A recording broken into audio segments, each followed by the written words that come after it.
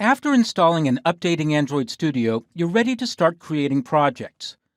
You can create a brand new Android Studio project from the first link on the welcome screen. In the first dialog, you're asked to choose a template for your first activity.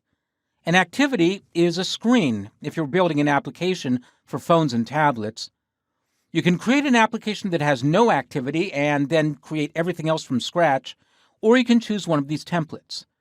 The basic activity creates an application with 2 screens, bottom navigation with 3 different displays managed by tabs at the bottom, and there are many other templates for various purposes.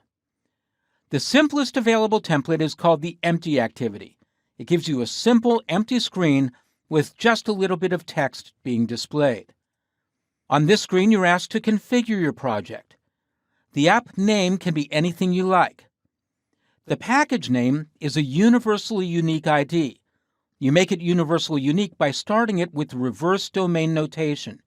You take your company's or organization's URL, you reverse the first 2 elements, so example.com would become com.example, and then you append anything else you like.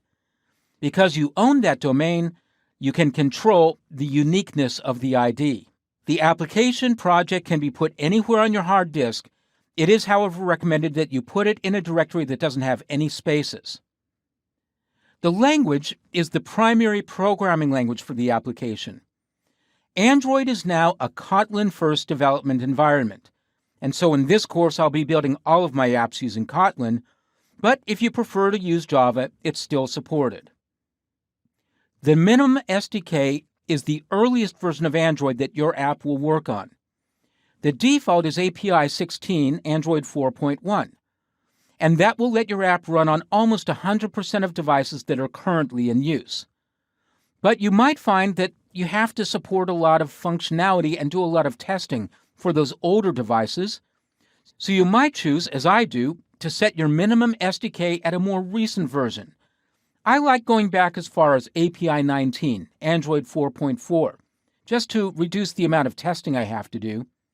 But if you're not sure, you can click on this link and find out what percentage of devices you'll get with each minimum SDK, and you'll also find out what features you might be giving up by making a particular choice.